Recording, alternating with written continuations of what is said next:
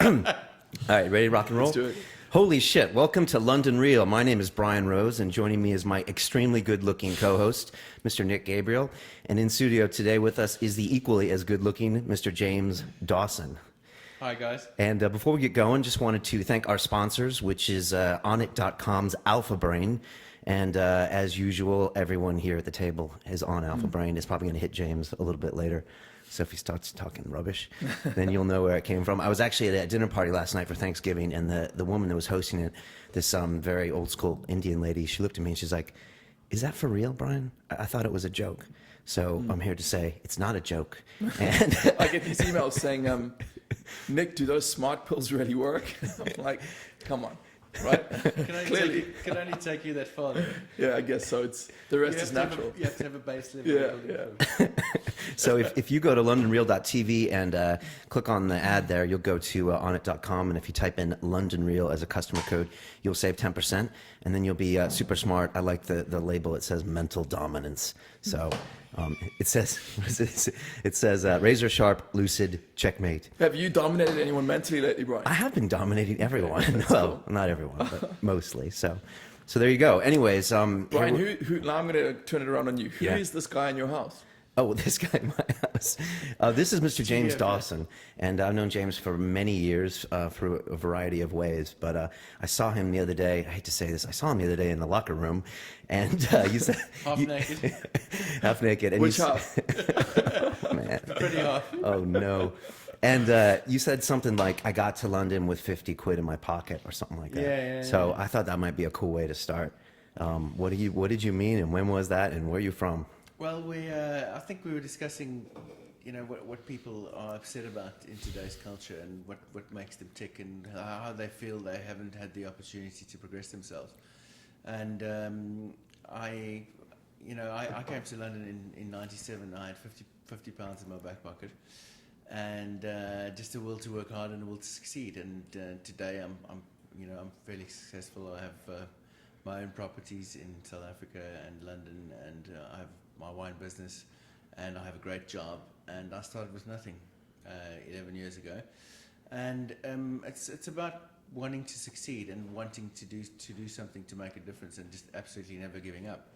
And I'm sure a lot of the people out there today that are in a bad place, if they could just push themselves a little bit harder and eventually start feeling a little bit of success, then sooner or later that'll happen, and then it just kind of reinforces itself. It's just not giving up in the first place. So you have no time for the Occupy people? Is that what you're saying?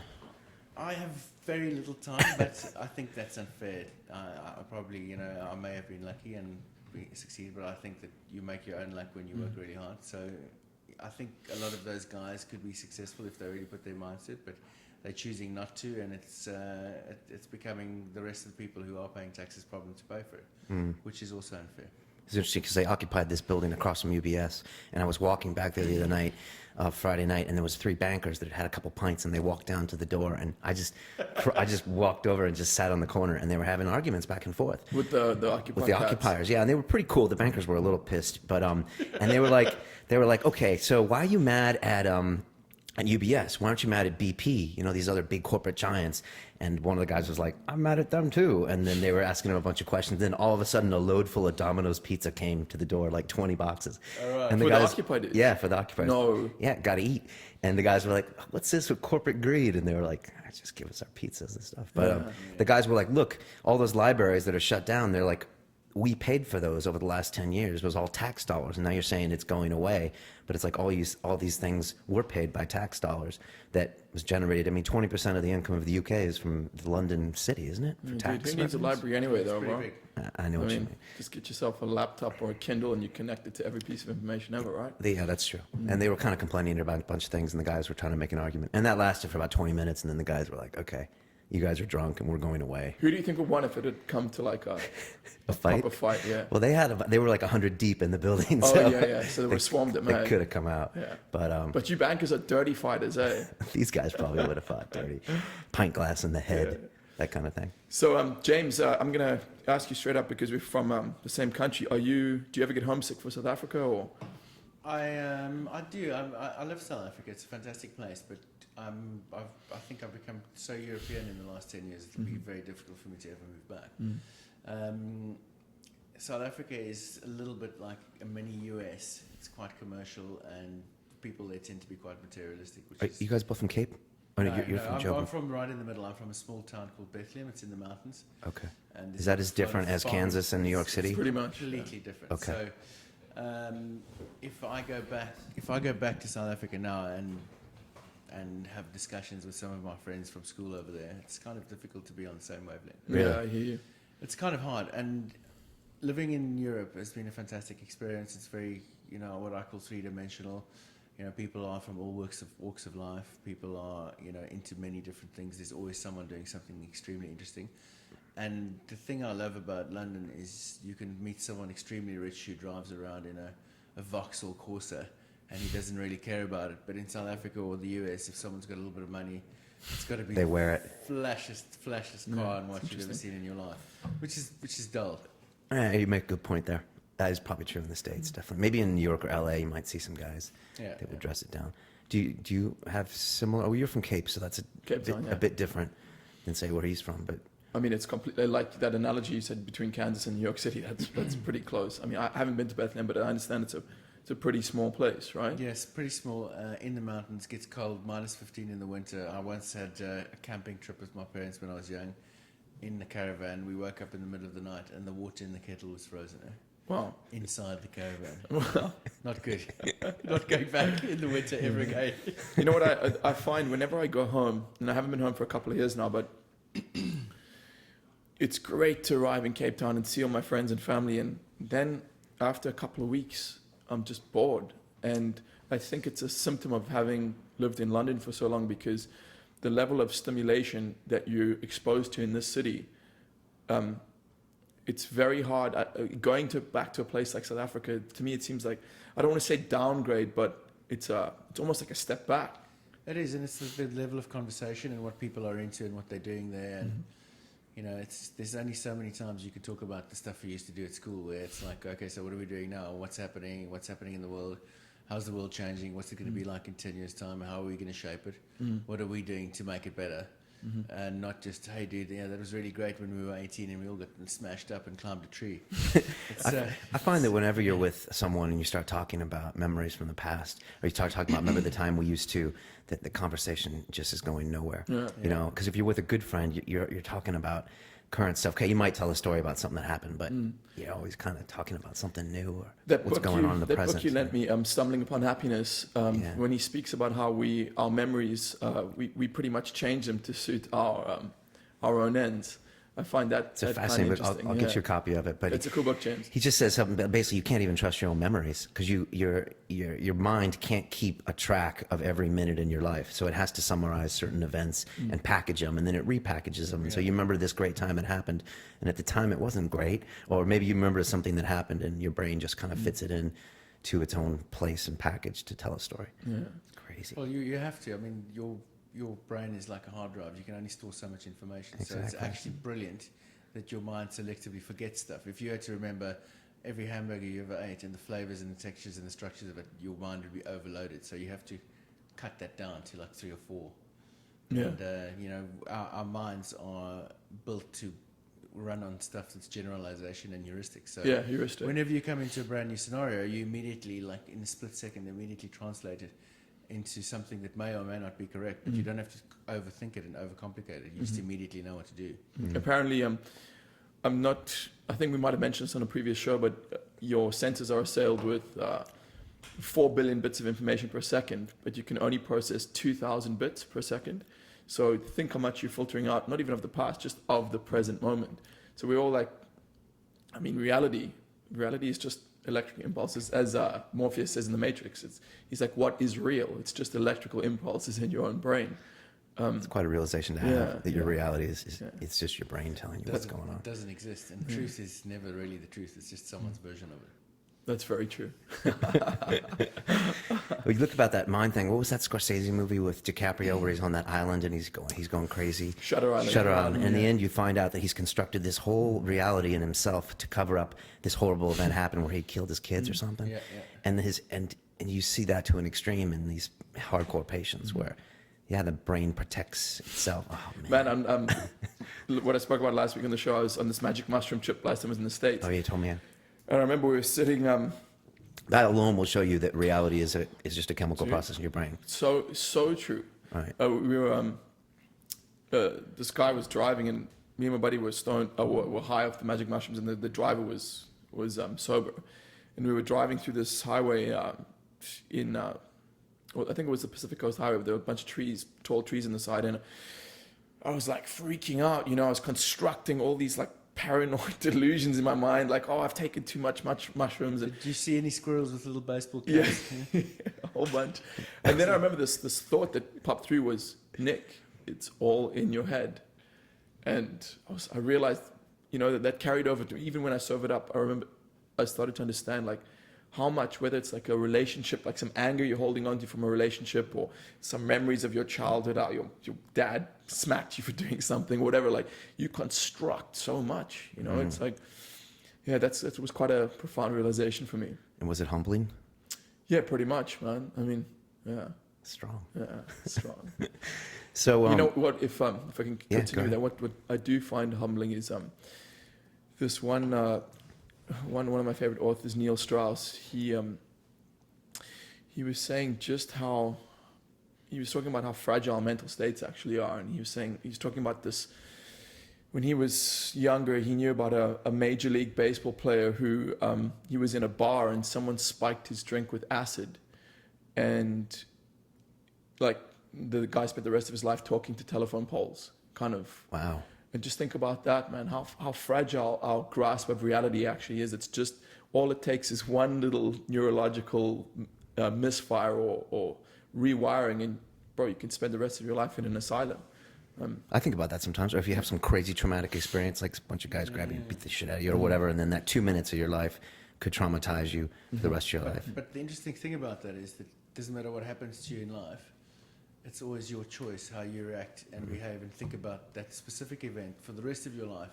It's you that makes what happens for the rest of your life happen. Yeah. It's not someone making that happen to you. If I walk up to you and punch you, in that particular minute of your life, you have the choice to have a happy day for the rest of the day, or to be all angry and fucked up about it and beat yourself up and ruin your own life. Not the guy who punched you. It's your choice. Yeah, between a stimulus And your response, the window is your power.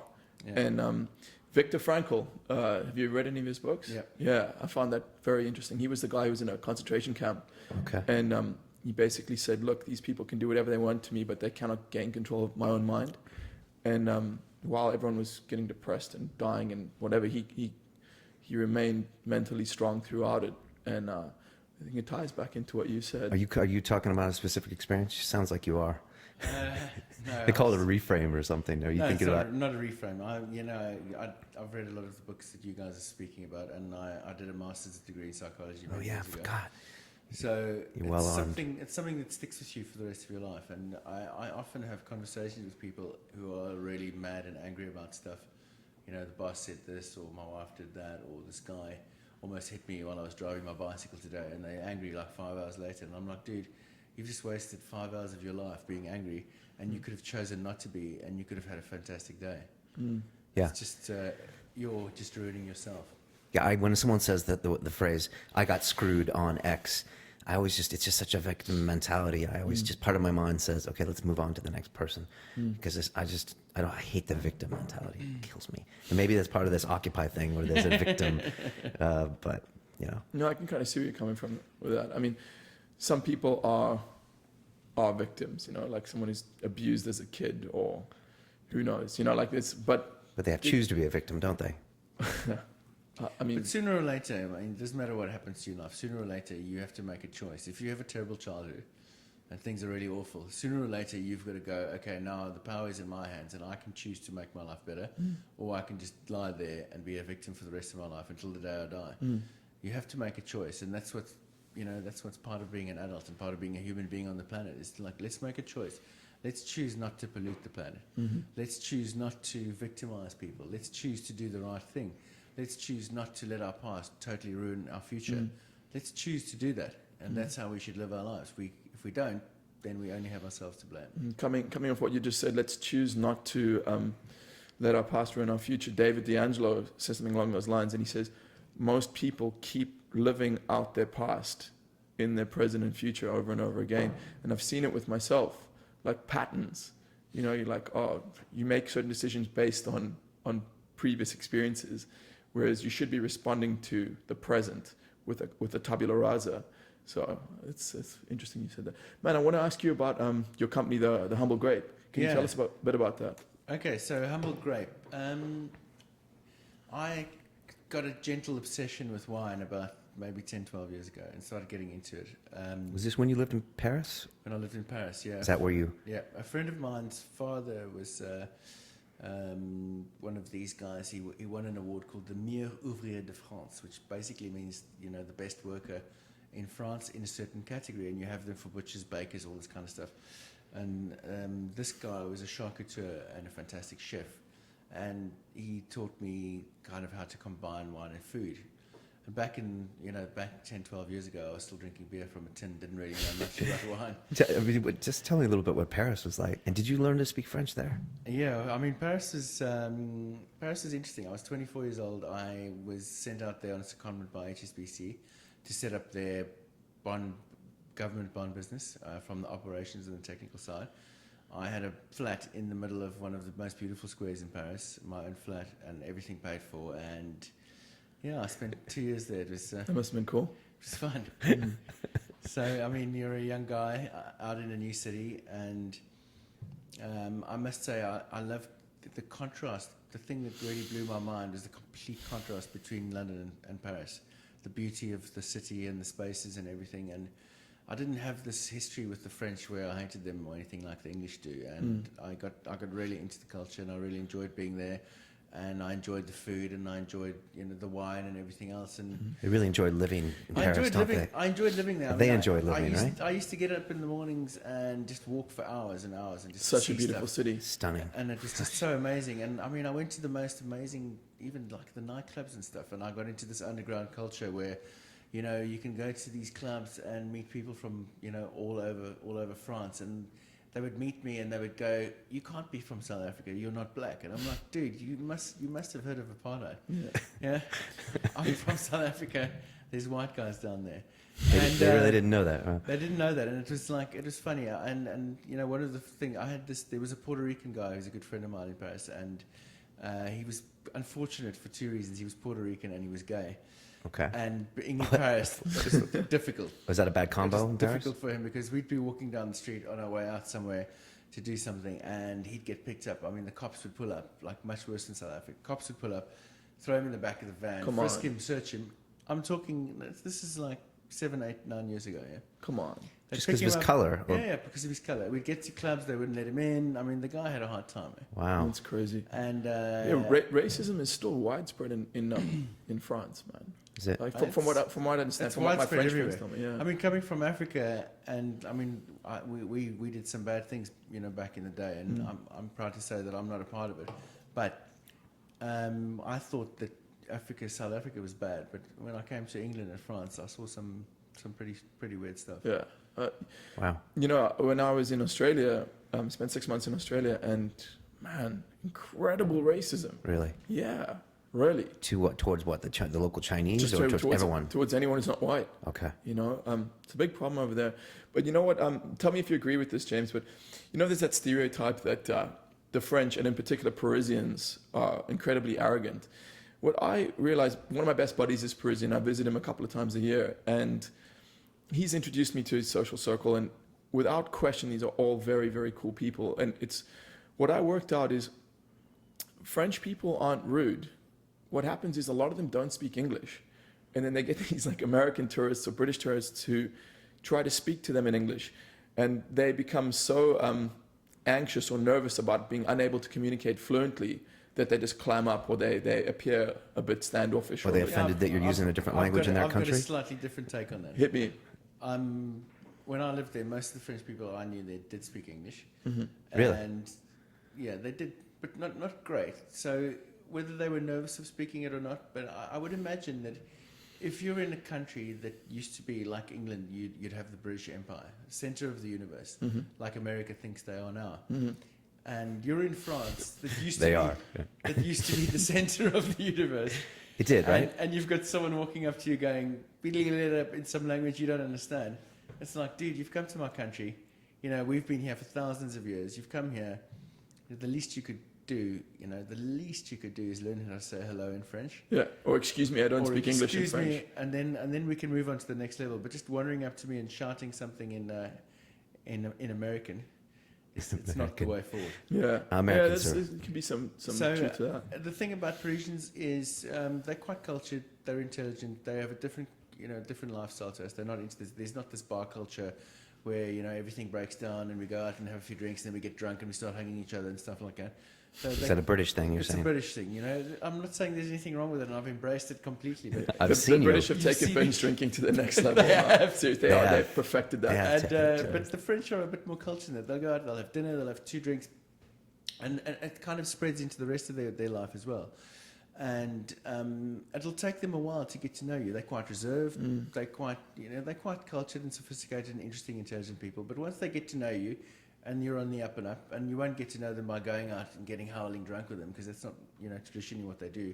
It'll be based on mutual respect and stuff that you share, like interesting conversation. They're into the arts and culture and wine and all that kind of stuff. And if you've got something interesting to say, and they'll get to know you better, or even if you're just very open-minded and interesting, they'll talk to you and get to know you better, but it won't happen quickly.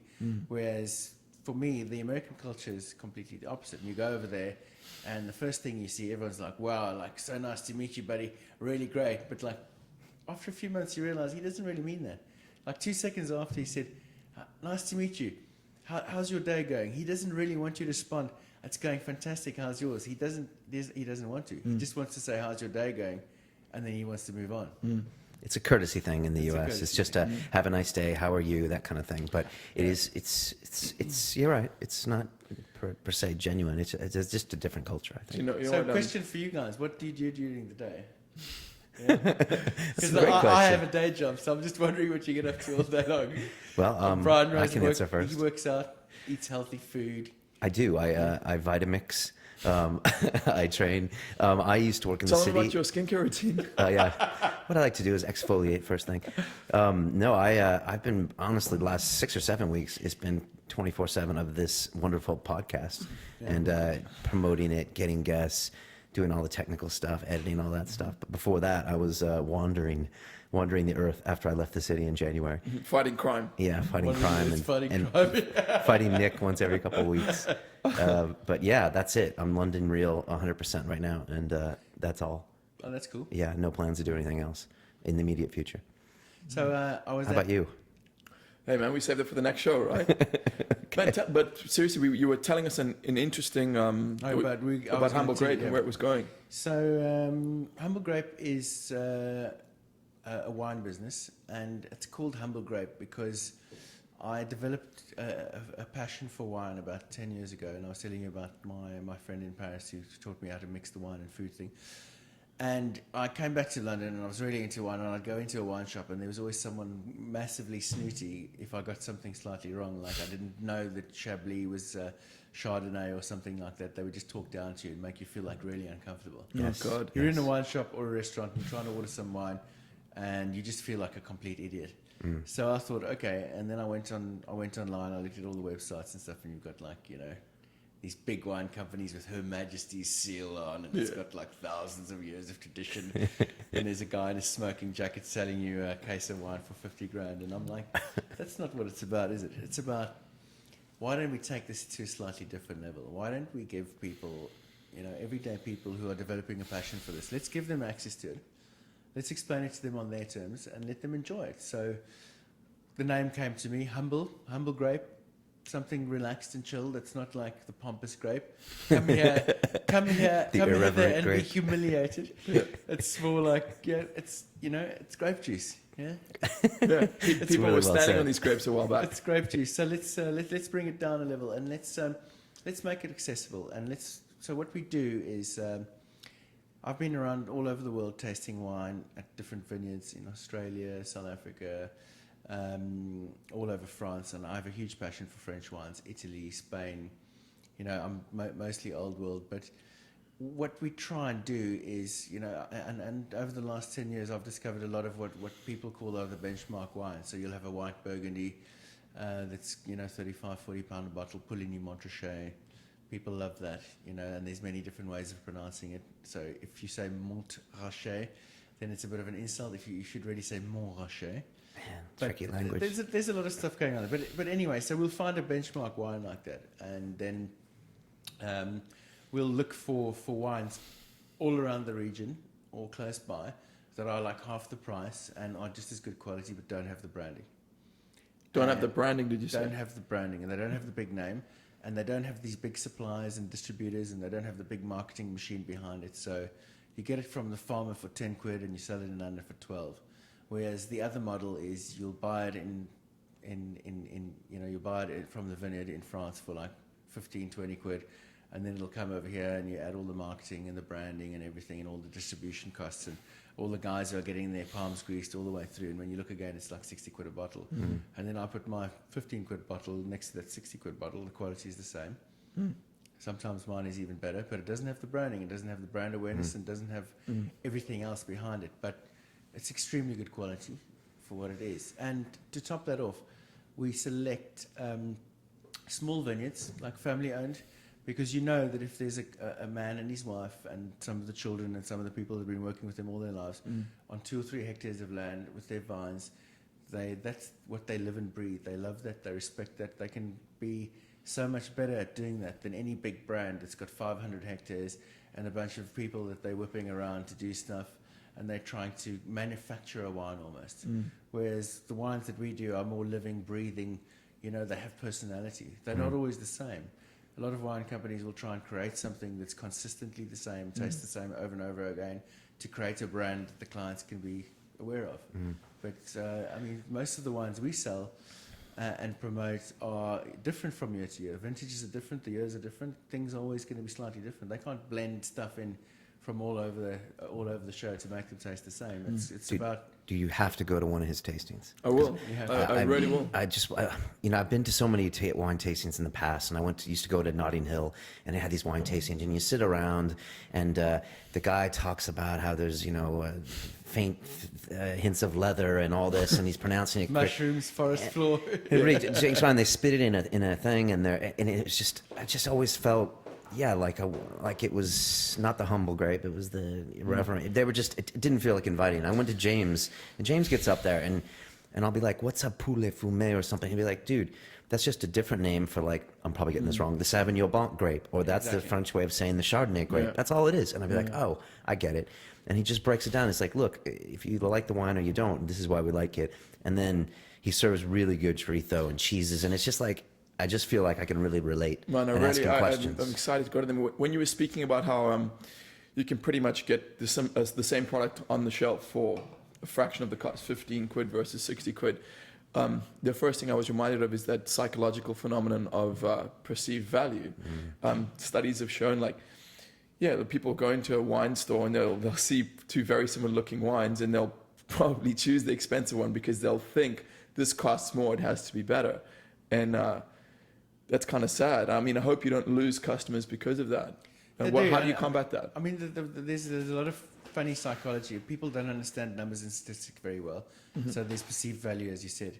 And the interesting thing about, like, restaurants, for example, if a restaurant can buy a bottle of wine for 10 quid from a merchant or from wherever they get it from, they'll sell it for somewhere between 50 and 70 in the restaurant. That's quite a markup, huh? It's a massive markup. So that restaurants are running primarily on the margins from their alcohol business. I've heard about that, yeah. But if you do yourself a favor when you go into a restaurant, the next time you're looking at the list, there's a lot of psychology going on there. So the wine at the bottom of the list is your house wine. Then you've got one slightly above that. Well, we're not going to go into regions and stuff, but imagine there's 5 wines on a restaurant list. So the bottom one is your house wine. Then the next one up is the second one up from the house wine. Then you've got your middle, and then say you've got your second from the top and your top. The wine that 80% of the people will choose is the one second from the top. So they'll go in from there, the top. They'll go in there, they'll look, second from the bottom. Bottom, yeah. From the bottom. So they'll go in there, they'll look at the wine list, and they'll go, I can't choose the house one, that's too cheap. Yeah? That's not going to work very well. I'm going to up it a little bit, and I'll be safe. It's a game theory. Everyone knows that. The restaurants know that. So that's where the wine with the biggest margin on, second from the top. Interesting. The From the house bottom. wine. From the bottom. Right. Interesting. Sorry, second from the bottom. The house wine is going to be very decent, and it's, the restaurant's reputation is at stake here. They've got to have a decent house wine, that, usually. So that's quite safe. So if you want to choose wine in a restaurant, choose the one right at the bottom, or choose something in the middle. Or if you're really wild about the wine and you find it on there and it's at the top, choose it. But the one second from the bottom is an absolute no-go. Interesting. So, James, I've got a question for you. I have a very unsophisticated palate. Wine is something I know nothing about. And for the first, up until I was about 30, I never really drank alcohol at all. But now I'm just starting to get into it. Red wine is pretty much the only alcohol that I treat myself to. I really like the buzz I get off it. And I would like just a couple of tips for the layman. Like, one thing that my landlord, we chat about it, he's big into wine. He's always saying to me how the cheap wine has a lot of preservatives in it, and that causes like hangovers, and it's obviously not good for you. So if I'm let's say I go into a bottle store and I want to buy a decent bottle of wine, not too expensive, how do I know that the grapes haven't been treated or that there's no preservatives? Is there a way to know that? It's really hard. I mean, there's this whole natural wine movement going on at the moment, which everyone's all over. I'm not really convinced by the whole natural wine movement thing, because they are doing some good stuff, but they're trying to eradicate sulfides completely from wine. And if you don't have some sulfides in wine, it doesn't preserve well, and it doesn't travel well, and it can go off pretty quickly. Okay. So that's kind of complicated. I think if you're you're quite a fit guy, you work out quite a lot, you're careful about what you put into your body, and you're looking for a wine that can complement that. I think what you need to do is you need to do some self-experimentation and see what works on yourself. I'll interrupt you there. The other day, this chick was over and she bought a bottle of wine, and I had one glass and I got this chronic headache, and I never get headaches. Was it red? Red wine, and I have a few glasses a month and never get headaches, and that really shocked me. I was like, this has got to be doing something to me. Yeah, absolutely. So maybe it's strong tannin. Was it red? Yeah. Do you remember the grape? Okay, so what we should do, for example, if you came to me and said, James, I like red wine, I don't drink a lot, I just want to experiment a little bit, I'd mix up 6 bottles of something for you. I'd stick to the lighter red grapes like Pinot Noir, Merlot. I remember it was a lighter red. We'd throw a couple of those together for you, like maybe 2 bottles of each, send it home, and then you try those over a course of 3 or 4 weeks, and then you come back to us with what you really like, and then we can build something around that. But there's a lot of kind of delicate sort of red grapes that have really lovely, non-stressed kind of ways of making the wine. They're not heavily oaked and stuff like that. That would probably work quite well with you. Okay, cool. We should get you to a tasting, too. Man, I'm going to go, but 6th of December. We've been invited, right? You should come. 6th of let's December. do it. There's Humble Grapes doing a wine tasting for, it's based around Christmas Day. Okay. So on Christmas Day, in the UK, traditionally it used to be all about fish. And you'd have oysters and... For Christmas, I Didn't didn't know. know that. This is going way back. And then it was all about goose. Okay. And then it was all about turkey, because turkey was cheaper. But if you go way, way back, it's all about fish. And now a traditional Christmas Day will be some fish, maybe a goose or a turkey or a roast lamb, and then stuff after. So what we're doing on Christmas, at our Christmas tasting, is we're teaching people how to pair food and wine together on Christmas Day. Oh, So that's cool. when you arrive at your Christmas Day feast, you want a glass of champagne. Standard, Classic, right? Standard operating procedure. Glass of champagne or some nice sparkling wine. And then you're going to have some fish. 2 types of fish. The very light kind of sourced fishes.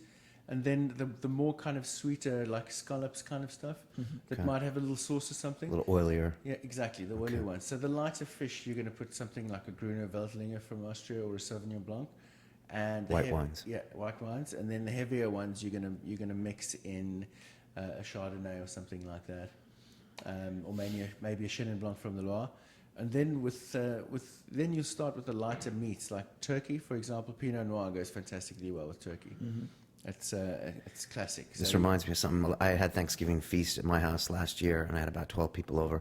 And James did the wine, So he brought it all over, and it was just nice because people drink wine, they don't know much about it, and he was just like, okay, well, here's a sparkling wine, and he said a few things about it. People were like, oh, that's cool. And then we had a Pinot Noir with the turkey. Of course, I had bought Sauvignon Blanc, and James was just like, You're a peasant, bro. don't do that. He's like, I'll sort you out. So he brought the Pinot Noir over. It was like a light red, and it was really nice. It was really nice. You know, something I found quite interesting was, I know we've got a lot of fight fans on the show, a lot of jiu-jitsu guys, and George St. Pierre, GSP, he was telling me that he has a glass of wine every night after training. Really? Yeah, because he says, French Canadian. Yeah, that's my reward. You know, I train really hard. I put my body through a lot, and you know, you obviously know red wine's got resveratrol, and resveratrol has been found to be one of the best antioxidants available. It's so there is an argument for. Surprise. Yeah.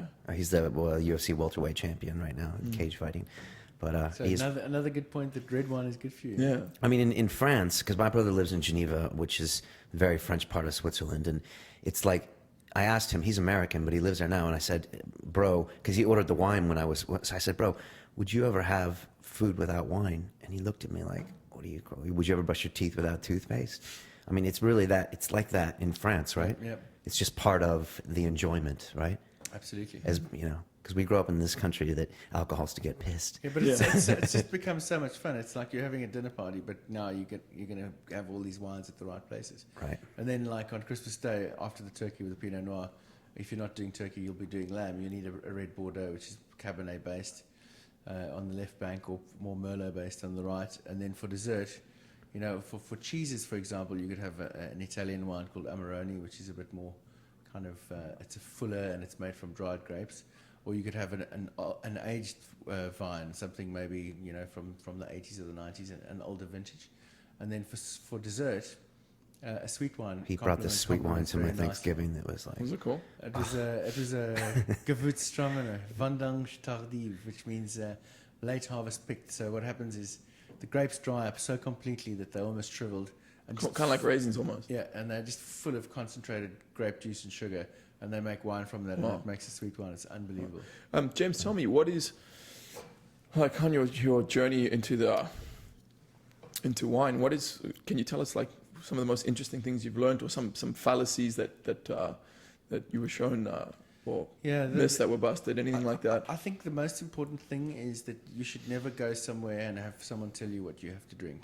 I think the most important thing all of us have to know, everyone, doesn't matter how educated you are, not about wine, drink what you like. Okay. And get involved. And if you find something that you like, whether it's a Merlot or a Spanish wine or a Greek wine, whatever it is, drink that wine and then start experimenting around the borders of that. Don't let people tell you what to drink. And don't be too aggressive on the whole food and wine matching stuff. If you find a wine that works well with the food for you, then do it. You can't be too strict with that. Mm-hmm. So that's one of them. Another, there's a fallacy that's not true. You don't have to spend a ton of money, like 50 to 100 pounds on a bottle of wine, to get something that's absolutely excellent. Mm-hmm. You can get extremely good examples of wine anywhere between 10 and 15 pounds. Mm-hmm. Now, if you start going below the £6 mark, the problem you have there is for a £6 or a £5 bottle of wine, you've got £1.81 of duty, and then you've got the price of the cork, the price of the bottle, the transport, the storage, the label. When you look again in a £5 bottle of wine, you've got about 30p of wine. Wow. Actual wine juice. If you take that up to £7, you'll have £2.30 worth of wine juice. If you take it up to 10, I see. if you take it up to 10, then you've got some proper quality. Now, what goes into making the wine and why is it so expensive is if you've got a piece of flat land on a plain, you can have machines running up and down and harvesting the vines. It's much cheaper than having people doing it. But the problem with that is you've got lots of water collecting there, and the grapes are big and fat, and they're not concentrated, so the juice isn't interesting. Oh, I As see. soon as you go into the slopes, where there's there's more drainage, and the vines have to struggle a little bit. The grapes are actually smaller, more collected, more like tiny berries, more concentrated, but more difficult to access. People have to go and hand pick them, and that kind of thing. It starts becoming more expensive. Okay, and then what happens as well is if you're really careful about how you're making your wine, you don't just go and pick a bunch and throw it into the fermentation. You pick the ripe bunches. So you go through many different times through the vineyards. It's very manually intensive. Go through the vineyard, pick all the ripe vintages, all the ripe grapes, put them on a conveyor belt, and then you have people hand picking the bad grapes out of those bunches. Okay. Hand picking thousands and thousands of those. And then it goes through, and then you only have the best grapes going into your wine.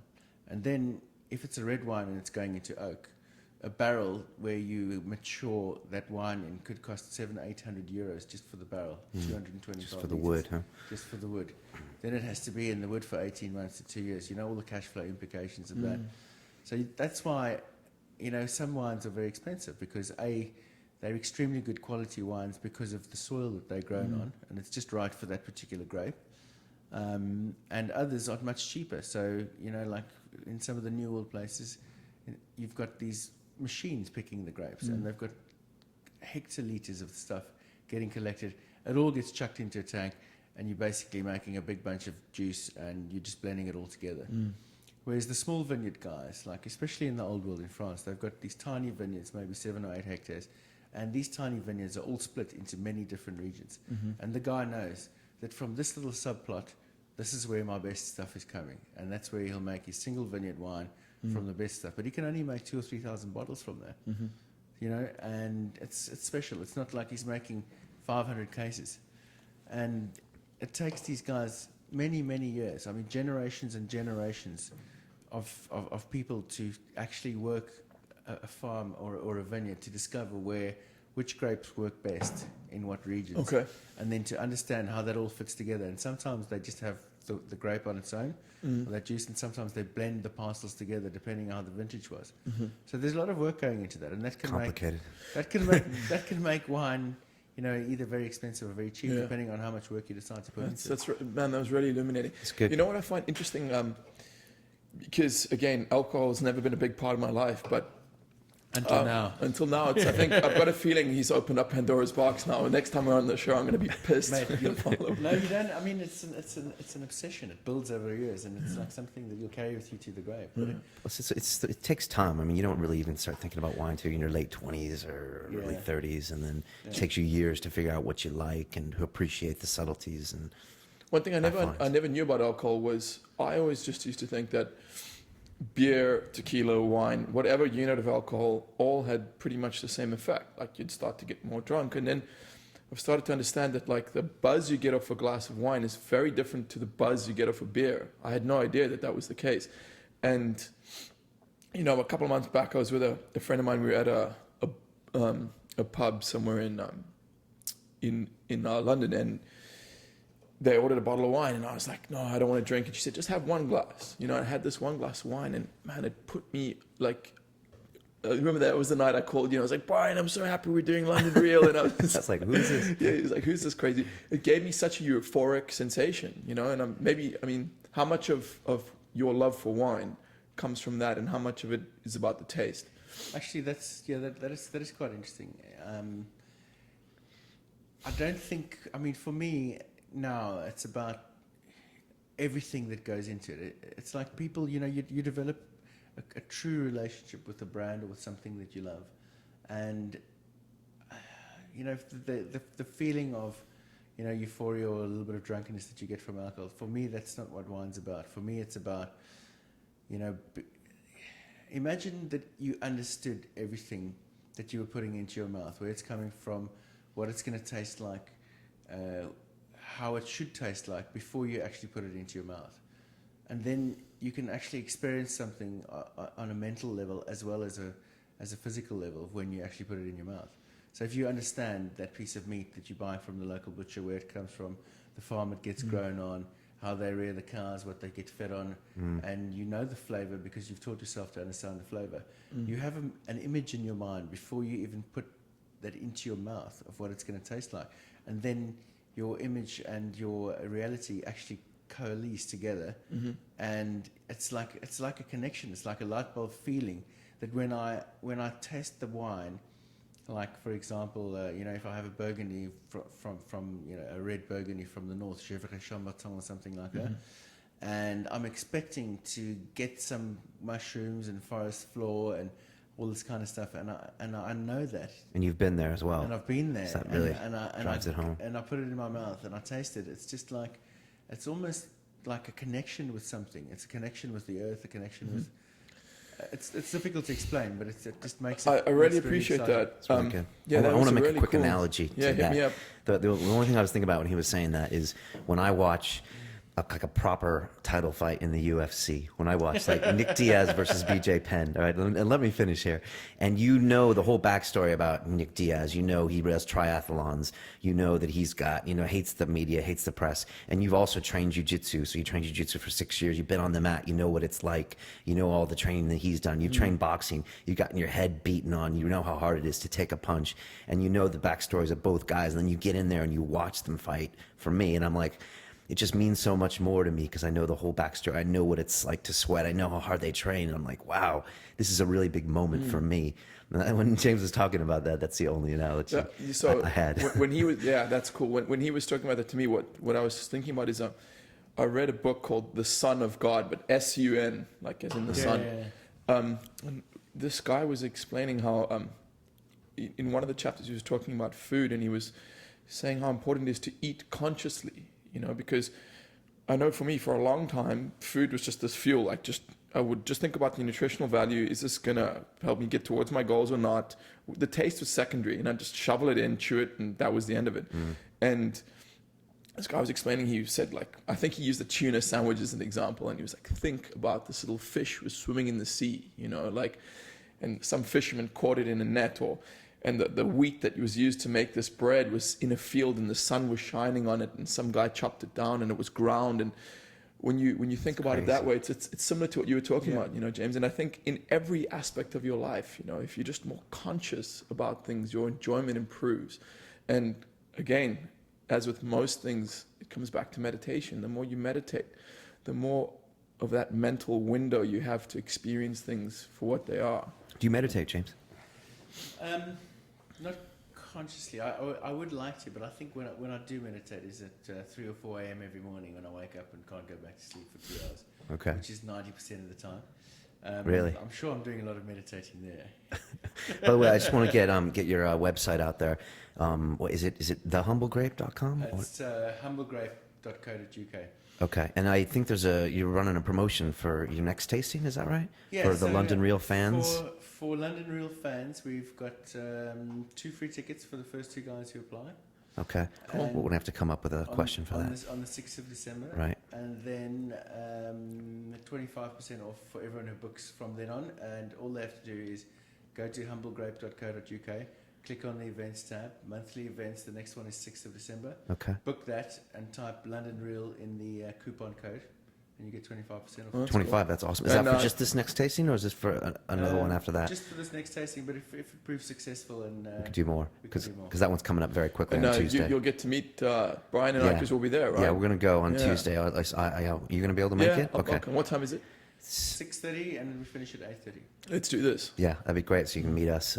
That'll be fun. Dude, I'd really like for you to experience Man, I'm it. excited. Because it's just fun. It's like, okay, this is what it's all about. Like you said, and it's such a user-friendly experience. And it's a beautiful little Spanish wine bar on the north bank of the Thames. It's right on the Thames too. Man, I'm really excited about this. It's beautiful. This is what London Real is all about, And right?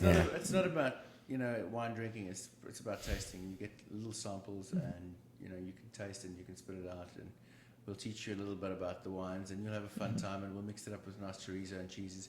We're not going to preach to you. We're just going to show you something interesting and help you and guide you into discovering stuff that you really like. Exciting. That's what Nice. it's about. Yeah, I'm really looking forward to that, James, when you were coming over here, I was thinking about how I know you, and I was just thinking about I was just thinking about male relationships and like how strange they are, and I just wanted to get your guys' call on them because Nick and I have one, you and I have one, and I find that some of my best friends I didn't even like them for a long time, and Exactly. Men are like dogs; they circle each other for a few years. He's not that dangerous, actually. I could work with them, and then they get closer, and then they sniff each other's bottoms, and then the next thing you know, they're good friends.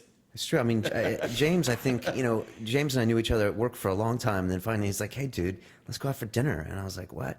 He's like, let's go out for dinner. And I was like, yeah, why not? And it took a while. And, you're quite a private cat. I am. I mean, I might seem like the most social guy on the podcast, but like, I'm pretty private. And I'm kind of, I'm not the most, extroverted guy in the first place. But, it's like if you put the time in, or if guys like James or you put the time in to get me out of my shell, it's like, there's something there that's like a synergy or something that's created. Man, like attracts like, and sitting on the train over here, I mean, it was a question I was going to throw out, but then I changed my mind. I thought maybe I don't know James well enough. I was going to say, what are the issues in your life? And besides getting up at 6 a.m. every morning and feeding twins. For me, like coming back to what you said, like male relationships, I've realized like two of my very close friends, me and them were just drifting apart, and I've realized it comes back to that thing we speak about growth. Like how people get uncomfortable when you grow, because they have to reflect on themselves, and you need to build a future together to have a future. Yeah, and I always say to my friends, man, I'm on this trip. I want to experience life. I want to squeeze the juice out of it. I want to grow. I want to be the best person I can be, and I want my friends to come with me. I don't want to do this on my own, and that's what with us. I notice we're kind of on a similar path, and some of my friends I can see they don't want to come on this path with me, and it's difficult. Man. And it makes them uncomfortable to watch you do that sometimes. Do you find that?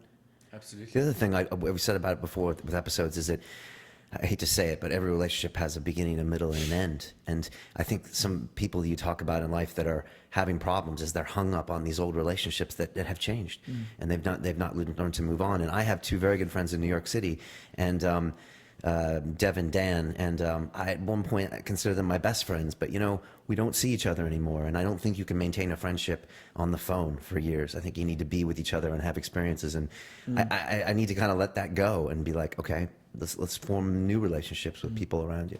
Yeah. Do you have that experience?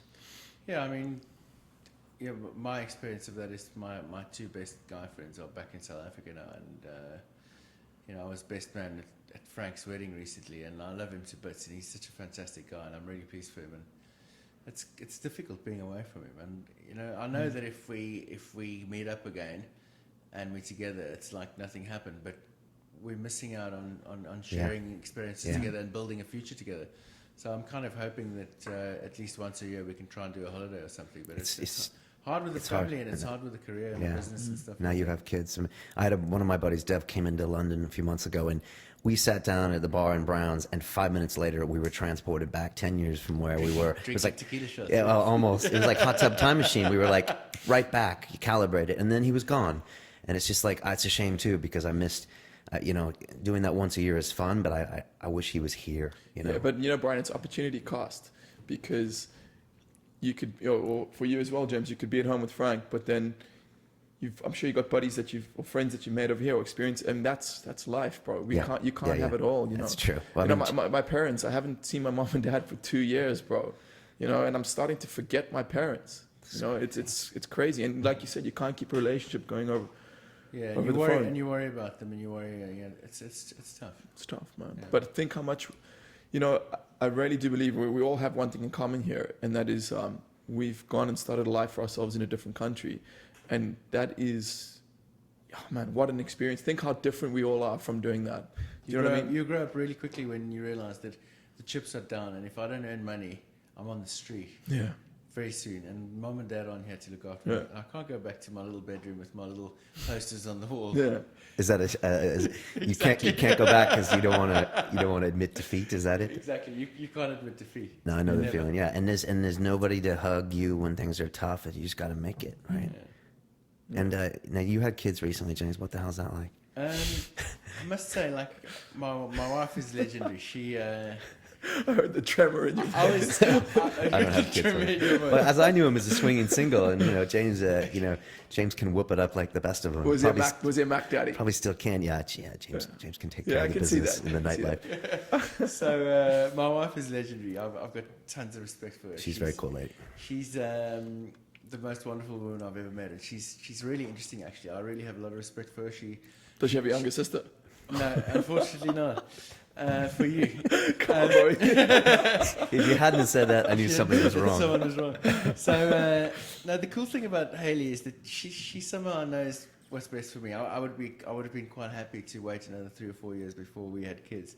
And as soon as we got married, Hayley said to me on honeymoon, when we get back, I'm getting a puppy. And I'm like, yeah, whatever, The day we were back, I was at work, and she called me at like 11:30 that morning. And like, I've just bought a puppy.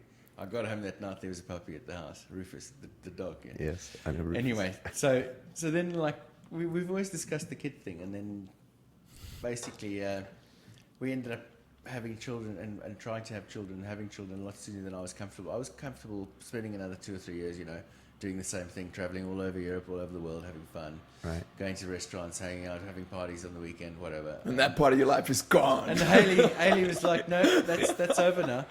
And Did she actually knew what was best for you? she didn't know what was best for me. And then we had the kids, and I must say, like, it's the most amazing thing I've ever experienced. I think if you don't have children in your life, then you've only lived half a life. That's interesting. And I was really quite thinking that, it would be okay if I didn't have kids. I could live the rest of my life not having them. And I must say that the best part of my day is early in the morning. I get up at 6 o'clock in the morning, shower quickly, run downstairs, make their milk, get all this stuff ready, make sure their changing mat and stuff is out, and then I go upstairs and I fetch the twins. I can't carry them both down anymore at the same time because they're getting quite big now. They're almost a year. But I fetch them down one at a time, and seeing their little faces first thing in the morning, and how they cling to me like two little chimpanzees when I'm like taking them down. And they don't really talk, but they make these little gurgling sounds, and then I change the little nappy and I put them down, and then I'll go fetch the other one and I get them down in their little chairs and I feed them their little milk bottles. And they're just such wonderful little human beings. And, the one looks just like me and the one looks just like Hayley, and they've got completely different personalities, even though they're identical twins. And, I actually cried on my motorcycle about 2 weeks ago when I was leaving for work. I've got this big VFR 800 Honda. It does 300 kilometers an hour. I'm quite hard. And I'm on my bike and I'm about to leave, and I've got the drive door coming down, and little Chloe is at the back window and she's doing this. Oh my God. For the first time, is my little daughter. She's not even a year old. And I'm like, that's just unbelievable. And Wow. Your heart goes right up into your throat. And it's been an incredible experience. It's the hardest thing I've ever done in my life, and I've done some pretty tough stuff. But it's also the most rewarding thing I've ever done. Wow, bro. What do you think- we what do you got think about some that? thinking. You've got Man. some thinking to do, you boys. Bro, Me too. It I'm terrifies curious me. what this guy thinks. So I called my buddy, the Parisian guy, Anthony, the other day, and he's my age. We started doing jiu-jitsu together. We like, when I met him, he just had a girlfriend, and he wasn't married or anything. And then bam, he got married, and now he's had his third kid. And I called him the other day. I'd just woken up. It was like Saturday morning. I was still lying in bed 10:30, and he was like, he was like trying to put the shoes on his one kid, and the other kid was throwing something, and the little baby was crying. And man, I was on the phone, and I was like, thank you, Jesus. I'm so glad I'm not in that situation right now. But I know, like, maybe, man, I'm 32. Maybe how old were you when you had your kids? So 38. Yeah, 39. man, I'm thinking 38, 40, maybe it'll be time to do that. But now, Don't wait too long, dude. The stuff might not be working anymore. cut me real deep, bro. We'll see. So you consider it? Man, not now. Okay. Man, that is the worst thing that could happen to me right now. I probably agree. That's what you think, but when it happens, it's completely different. That's another good point. You always imagine something's going to be how it is. I don't think, as a single bloke, I don't think you can possibly imagine what it's like having kids until it's actually there on your doorstep and you're handling it. Terrifies me. There's no other word. It terrifies me. I believe you. Yeah. My buddy in New York just had his first kid, and we were talking a couple years ago, and he's like, you know what? I'm here for the human experience. And he said, I've done everything else. And believe me, he has, or we have. And he's like, this is the one big chunk of the human experience. It's like, what's the point in living and not at least exploring it? And I was like, and we were both sworn never going to have kids kind of guys. And he has a point. But the problem is well, not the problem, but the thing about that is it's an experience that's not like doing a bungee jump or taking a trip to France. This experience... It's like doing a bungee jump, and you can never untie Yeah, that string from you know what your I mean? ankle for the rest of your life. But you still keep you're hanging upside down. Yeah, this is like a great analogy. a minimum 18 to 21 year commitment experience, bro. True. And man, I'm just too selfish right now. That might change. I agree, you are. I can vouch for that. It takes one to know one, right? Ooh. So maybe in a few years. Yeah. No, I mean, the wrong time. I mean, I think what James says is right. I mean, when it happens, it is the right time. But I mean, I know what you mean. Right now, it would feel like it would just be holding you down, right? But then I see a buddy of mine with this little kid, and he's he's on the jiu-jitsu mat and showing him something little kids learn to do, and I'm like, God damn, that would just be so cool. I was right? training with you one time, and there was a guy there with his daughter. She must have been 5 or 6, and he was training jiu-jitsu with her. And Nick was like, he grabbed the guy, and he's like, dude, that's really cool, you know. It is cool. And then she comes I'm home. glad it's not me. And then she comes home with some like biker at 16, and it's like, that's not cool. That's a problem. Yeah. That's a big problem. Yeah. Having It's a twin problem. daughters, it's a massive problem for me. I already have images of shotguns and baseball bats strewn all across the house. And the first guy that comes to our house is like, And pull some attitude. "Where are you You're, from?" you're going to get in his face, Did aren't you know that I was in the special forces? Yeah. you did know that. You'll be back by 10, won't you? Excellent. Are we on the same wavelength? Do you remember that? I've already planned this talks in my head. There's Okay. a John Candy film called Uncle Buck. Yeah, I know. Do you remember that, that? And yeah. he's looking after his niece who's like 16, and there was this like super emo cool dude, and he was like, I have an axe in my car that's so sharp I could circumcise a gnat. It was funny. So have you already rehearsed the talks you're going to sit there? I have. I heard a brilliant story the other day, though. It's just about, I think it was a father that told me this. So he has, obviously, someone coming to visit his daughter for the first time. So the guy comes along and he says, welcome, son, come inside, have a chat. Pours him a nice big fat whiskey. They're having a chat. And then he says, you've had a drink. Sorry, you can't drive my daughter out to the movies. You're gonna have to get yourself a cab and go home, and maybe you guys can go out some other time. Man. Man, if you use entrapment, bro, that's taking that's one I like step that. It's I'm too far. gonna keep that one in my armor.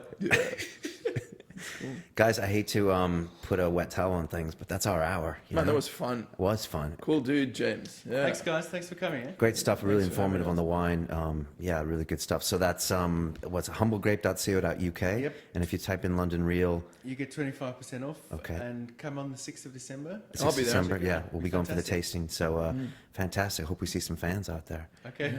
And It's about the journey. damn right it is. See you guys All later. right, thanks guys. Cheers, Bye. guys. Oh, that was a good one.